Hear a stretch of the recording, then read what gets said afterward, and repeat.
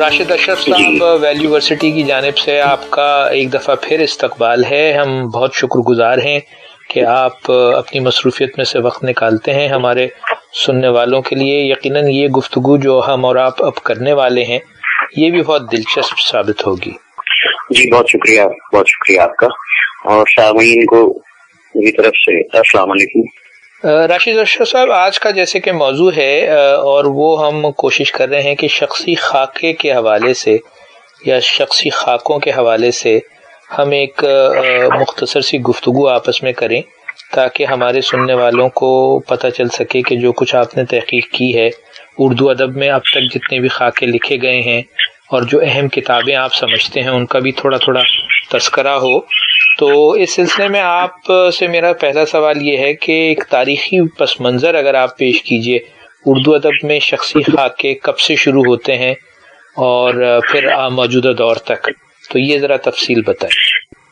اس پہ اب کوئی یعنی ابہام نہیں ہے، متفق ہیں سب لوگ جنہوں نے اردو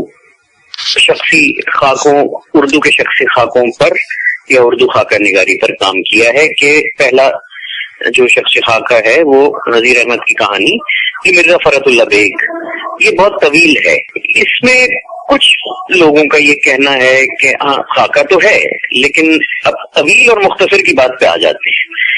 اس کے بعد رشید احمد، یہ میں بعد میں عرض کروں گا، پہلے یہ آپ کو بتاتا چلوں کہ اس کے بعد پھر ظاہر ہے آب حیات، چونکہ وہ اس کا مختصر تھے اس لیے باضابطہ نہیں کہا جاتا اس کو، لیکن ایک خاکوں کا بہرحال سے یہ مرقع یا خاکہ اس کا تاثر بہرحال آتا ہے آب حیات سے. یہ نذیر احمد والی کتاب یہ خاکہ آ گیا طویل. اس کے بعد پھر رشید احمد صدیقی، چراغ حسن حسرت، یہ بڑے نام ہیں. اور یہ تقسیم ہند سے قبل کی بات میں کر رہا ہوں آپ سے، یعنی 1939 میں جو ہے وہ مردم دیدہ چراغ حسن حسرت کی شائع ہوئی تھی. تو اس طرح یہ سلسلہ آگے چلتا ہے. اب یہ ڈاکٹر سلیم اختر جو ہیں، اب وہ کہتے ہیں کہ خاکے کی تعریف کے خاکہ پینسل اسکیچ ہے جس میں کم سے کم لائنوں سے چہرے کا تاثر واضح کیا جاتا ہے. اب یہ مصور کا اپنا وجدان اور فنی شعور ہے کہ وہ تاثر کو ابھارنے کے لیے چہرے کے کن خطوط کو نمایاں کرتا ہے. اچھا، بات یہ ہے کہ کم سے کم لائنوں سے چہرے کا تاثر، یہ بہت بڑے نقاد ہیں ڈاکٹر سلیم اختر، یہ بات کر رہے ہیں. اسی طرح ہندوستان کے نور الحسن ہاشمی صاحب فرماتے ہیں کہ کسی کی زندگی کا ایسا خاکہ یا مرقع پیش کرنا جو مختصر بھی ہو اور جامع بھی، یعنی مختصر ایسا ہو کہ ہم اسے ایک نشست میں پڑھ ڈالیں اور جامع ایسا ہو کہ اس کی شخصیت کا کوئی پہلو نظر انداز نہ ہونے پائے. اب یہ ہم بات کر رہے ہیں تعریف کی. اولین شخصی خاکوں میں تو کوئی دوسری رائے نہیں ہو سکتی. جو نام میں نے لیے نام اور بھی آئیں گے، تقسیم کے بعد کے نام بھی میں عرض کرتا ہوں. لیکن یہ خاکوں کی جو تعریف ان دو بڑے جید حضرات کی میں نے آپ کو کوٹ کی ہے، اس میں میں سمجھتا ہوں کہ یہ قدغن لگانا درست نہیں ہے کہ مختصر ہو اور جامع بھی ہو. بہترین خاکے جو ہیں طویل ہماری نظر سے گزرے ہیں، اور اگر میں آپ کو دو چار کے نام لوں تو شاید میرا خیال ہے پڑھنے والوں بہت کم ایسے ہوں گے یہاں پاکستان میں بھی، میں سمجھتا ہوں آپ کی نسل میں تو خیر، کہ میرا حفیظ مثال کے طور پہ دوارکا داس شولہ جو حفیظ جالندری کے شاگرد تھے، صرف دو شاگرد بنائے تھے ساری زندگی میں. حفیظ جالندری نے، ایک دوارکا داس شولہ اور دوسرے پنڈت ہری چند اختر. تو وہ خاکہ جو میرا حفیظ ہے وہ غضب کا خاکہ ہے. اسی طرح سے ایک خاکہ اور ہے جو رمیش چندر ترویدی جو ان کے سیکرٹری تھے فراق گورکھپوری کے، انہوں نے لکھا ہے فراق گورکھپوری، فراق گھر سے باہر. اب یہ بھی ابھی حال ہی میں ایک کتاب شاید اس میں کہیں سے انہوں نے کھوج نکال کے لگا کے اس کو اس میں شامل کیا ہے. پھر اب طویل خاکے کئی ہیں. تو کہنے کا مقصد یہ ہے کہ یہ اس میں آپ یہ نہیں کہہ سکتے کہ مختصر. اچھا، بہت مختصر ہمارے سامنے دید و شنید ہے. اب وہ یہ رئیس احمد جعفری کی، وہ اس قدر یعنی اتنے مختصر ہیں کہ آپ ان کو تذکروں میں شمار کر سکتے ہیں. کچھ اس میں خاکے ہوئے، زیادہ تر تذکرے. تو اور یہ تقسیم کے بعد جو پہلا خاکوں کا مجموعہ جو شروع میں لکھے گئے ان میں سے یہ ایک ہے جس کا میں نے آپ کے سامنے نام لیا ہے. تو اب خاکوں میں اس کے بعد آگے چلتے ہیں تو پھر فوراً سعادت حسن منٹو کا نام آتا ہے اور گنجے فرشتے ظاہر ہے 12 خاکے تھے اس میں، پھر مردم دیدہ جیسے میں نے کہا دوبارہ بھی شائع ہوئی اور وہ پھر اس کے خاکے چھپتے بھی رہے، شیش محل پھر شوکت تھانوی کی کتاب اس کو بھی خاکوں میں شمار کیا جاتا ہے جبکہ ہیں وہ بھی تذکرے۔ اب تذکرہ اور خاکہ ظاہر ہے کہ خاکہ پھر وہ ہے جو آپ اتنا تو ہو کہ اس کی شخصیت کچھ تو بھر کے سامنے آئے۔ ایک بہت اس کے بعد اہم یاد ایام عبد الرزاق کانپوری صاحب جو ملی آبادی کہلاتے تھے، یہ بھی ایک بڑی اہم کتاب ہے۔ اب یہ ساری میں آپ کو پرانی یعنی 60 سال 70 سال پرانے جو ہے کتابوں کے نام شخصی خاکوں کے آپ کے سامنے میں پیش کر رہا ہوں۔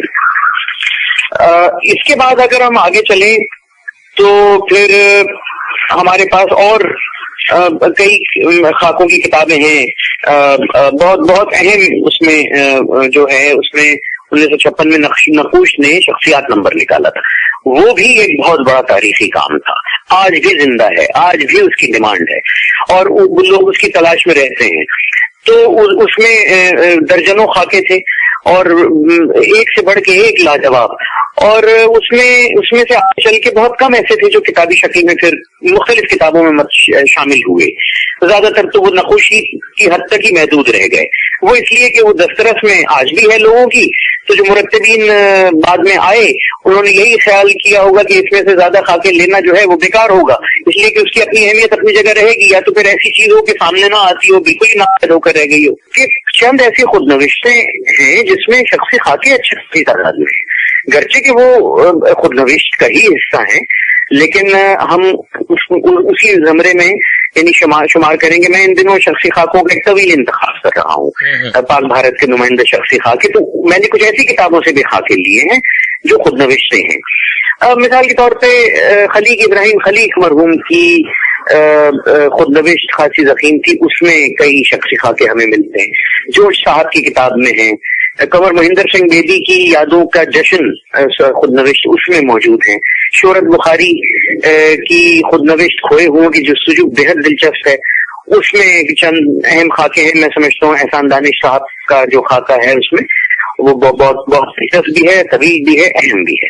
اچھا، اس میں جو ابھی آپ نے ایک کتاب کا تذکرہ کیا تھا اور میں اس سے مجھے بہت اچھی لگی وہ کتاب، وہ ہے گنجے فرشتے، جو کہ سعادت حسن منٹو صاحب کی بہت مشہور عالم کتاب ہے۔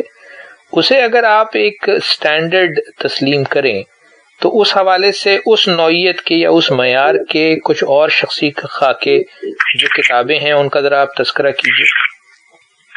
میں سمجھتا ہوں جناب یہ سوال بہت مشکل ہے، اس کا جواب بہت مشکل ہے، اس لیے کہ منٹو نے جو لکھا ہے اس کی غرض تک بھی کوئی شاید نہ پہنچ سکتا ہو جس انداز میں لکھا ہے۔ یہ دیکھنا ہوگا کہ ایک سے بڑھ کے ایک خاکے ہیں، ہم میں نام گنوانے لگوں تو بہت وقت لگ جائے، لیکن وہ ایک بالکل علیحدہ جداگانہ حیثیت ہے۔ بات یہ ہے کہ یعنی خاکہ یا امجد صاحب گزرے تھے، انہوں نے یہ کہا کہ یہ خاکہ اڑانا ہے، خاکہ لکھنا نہیں ہے، اس لیے کہ اور خامیاں ہی خامیاں، اور بات بلند منٹو نے خامیاں بیان کی لوگوں کی، خوبیوں کی طرف تو نظر کی گئی نہیں گویا، یا اس کو انہوں نے پیش ہی نہیں کیا۔ وہ الگ بات ہے کہ وہ یہ کہتے تھے کہ بھئی میں تو اسی طرح لکھتا ہوں، اور ان کا مونڈن ہوا ہے میرے ہاتھوں سے، بڑی ایک سلیقے سے ہوا ہے اس کتاب میں، اور میں نے کسی کو یعنی رحمت اللہ علیہ کی کھوٹی پہ وہ کہا کرتے کہ ٹانگ ڈرائی کلین